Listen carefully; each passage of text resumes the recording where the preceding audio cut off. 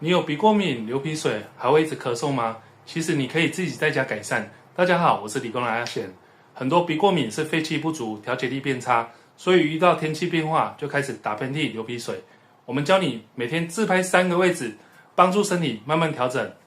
第一个位置是我们的中府穴，在我们的锁骨外侧下缘，每天拍3到5分钟，帮助清宣肺气，让呼吸顺一点。第二个位置在我们的手肘曲池穴，每天拍可以调整过敏体质，减少过敏的发作。第三个位置在我们的大鱼际，在拇指内侧下缘，每天拍有助于润肺，减少咳嗽跟鼻过敏。每天拍一拍这3个位置，慢慢把身体调整回来。